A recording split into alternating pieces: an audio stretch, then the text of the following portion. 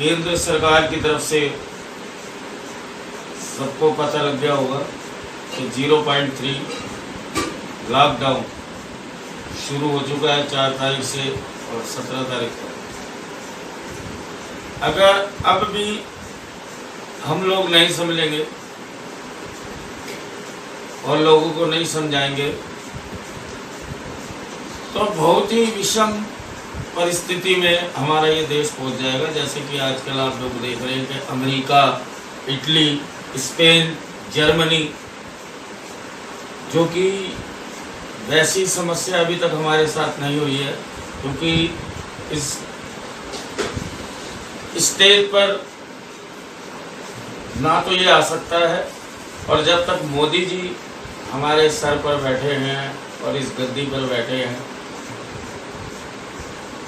तो मैं समझता हूँ कि हिंदुस्तान काफ़ी चीज़ों से बचा हुआ है।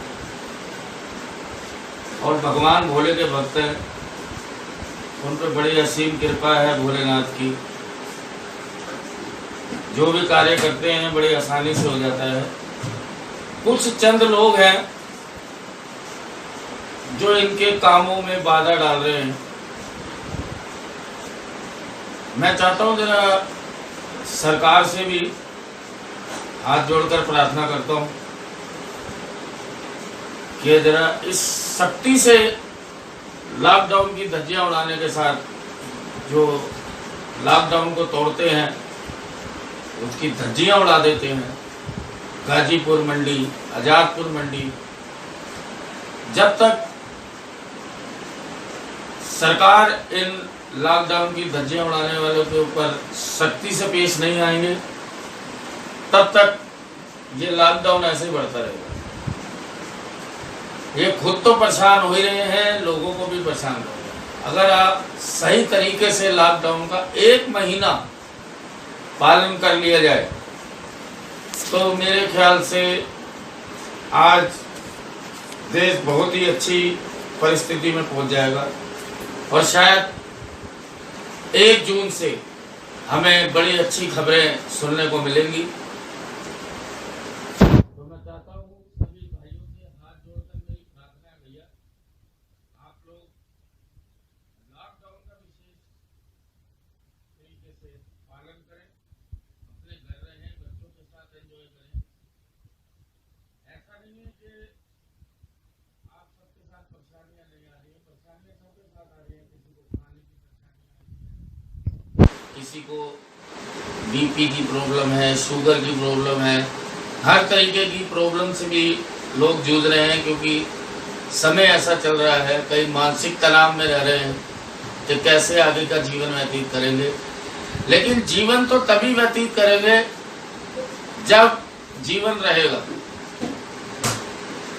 तो जो प्रभु ने हमें ये जीवन दिया है, इस जीवन को अच्छे तरह से अगर आप जीना चाहते हैं तो आपको लॉकडाउन 0.3 अपनाकर अपने घर पर रहना ही होगा। जो लॉकडाउन की धज्जियां उड़ा देते हैं ये लोग खुद भी परेशान होंगे, और जो आगे की भीषण परिस्थिति में हमारा देश आ जाएगा उस बात को शायद ये लोग नहीं जानते। आज हम बड़ी ही बुरी परिस्थितियों से गुजर रहे हैं।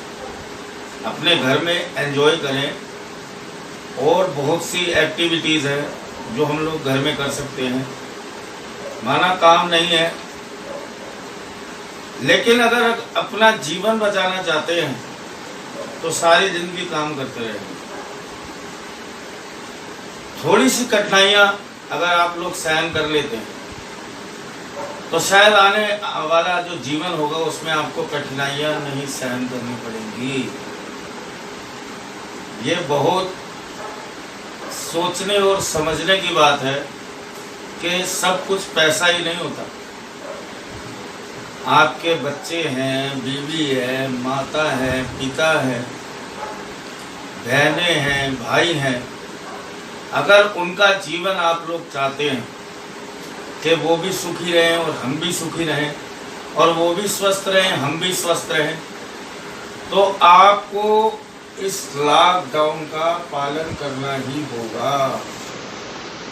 ये आप गांठ बांध कर रख लीजिए। अगर आप तरीके से 1 महीना लॉकडाउन का बहुत अच्छी तरह से पालन करते हैं, सभी पूरे भारत देशवासियों को कह रहा हूँ मैं, खाली मैं शादरा का निवासी हूँ, शादरा वालों को नहीं कह रहा कि शादरा में ही हो, पूरे देशवासियों से, जहाँ तक भी ये लोग मुझे सुनेंगे, देखेंगे और मेरी बातों पे गौर करेंगे। मैं तो छोटा सा बच्चा हूँ, आप लोग बड़े ज्ञानी हैं, ध्यानी हैं, मैं तुच्छ एक प्राणी हूँ। जो मेरे मन के अंदर मेरी भावना जागृत हुई, मैं भी 1 महीने से 40 दिन से घर पर हूँ, और चंद कुछ जो रोज़मर्रा की चीज़ें हैं वो शाम के समय में थोड़ा सा दूध, चाय वाय का सामान लेकर जो मैं आता हूँ, उसके अलावा मैं पूरे दिन घर से बाहर नहीं निकलता। क्योंकि अगर जो एक देशवासी एक राजा की बात ना माने तो समझो आप बहुत बड़ा अपराध कर रहे हो। जो राजा कहे वो प्रजा को करना है, क्योंकि राजा को पता है मैंने अपनी प्रजा को कैसे रखना है, चिंता वो कर रहे हैं। और अगर एक राजा को अपने प्रजा की बहुत चिंता है और आप चिंता ना कर चिता पर लेटना चाहते हैं, तो लॉकडाउन की धज्जियां फूंक उड़ाओ।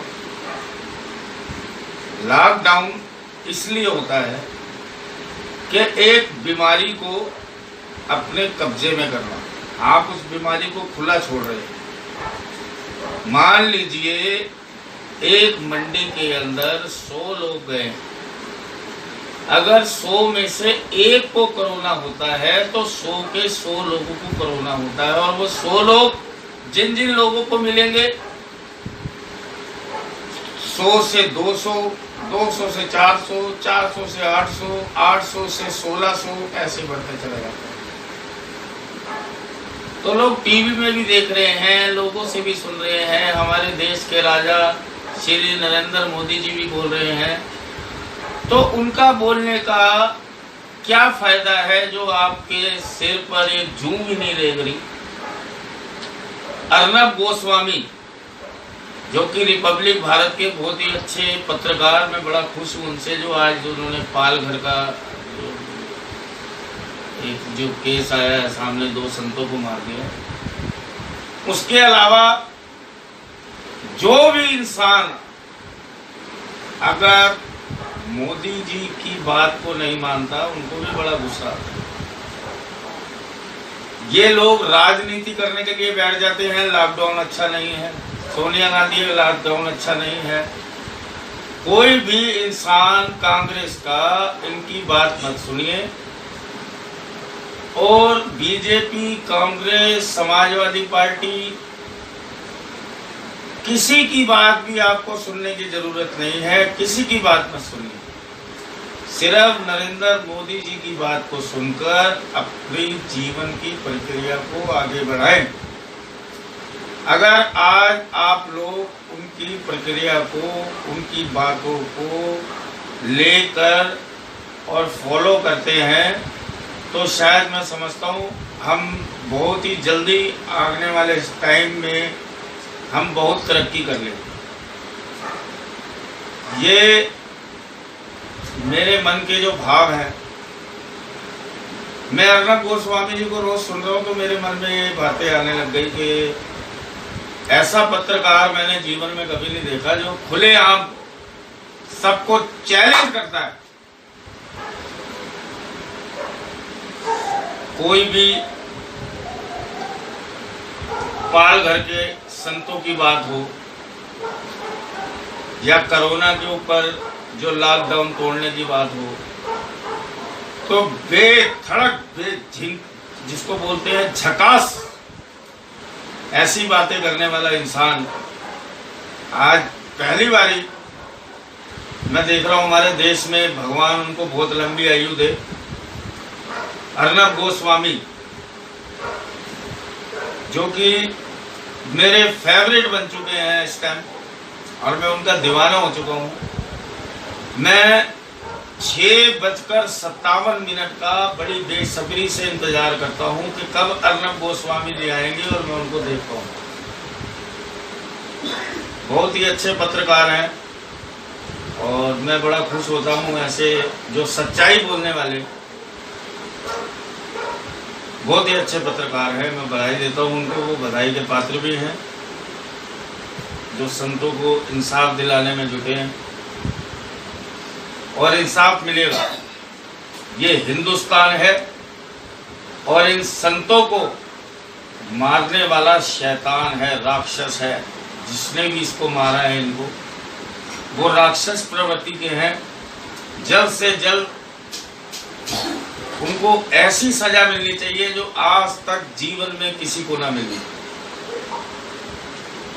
तो मैं समझता हूँ कि आपने सबको अच्छा लगा होगा मेरा, और कोई गलती हुई हो, कोई मैं ऐसा कोई कलाकार नहीं हूँ, कोई ऐसा बात मेरे मन में नहीं है। जैसे जैसे मेरे मन के अंदर बातें आई, जैसे जैसे मेरे मन में बोलता रहा कि ये बोलो ये बोलो ये बोलो, तो मैं बोलता रहा।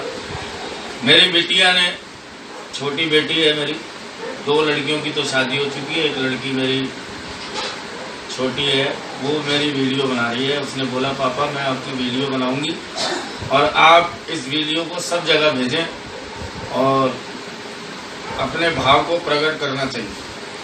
तो मैंने अपने भावों को आपके सामने रखा। एक बारी फिर से मैं आपके आगे हाथ जोड़ कर प्रार्थना करता हूँ कि भगवान आप सबको सद्बुद्धि दे। कृपया 0.3 थोड़ा सख्ती से निकाल लीजिए ताकि कोरोना को भगाने में सरकार जो प्रयास कर रही है वो सफल हो सके। और उनकी सफलता के लिए सभी को श्री नरेंद्र मोदी की बात को मानना पड़ेगा। अगर आप उनकी बात को मानते हैं तो आज आप सुरक्षित हैं। आप गर्व से कह सकते हैं कि हमारे प्रधानमंत्री श्री नरेंद्र मोदी ने जो हमें, जैसा हमें पालन करने के लिए बोला वैसा हमने किया। तो आप परिणाम देख लेना 1 महीने बाद 1 जून से आप बड़े अच्छे ढंग से नहा धोकर बाबू बनकर अपने काम पर जा सकेंगे।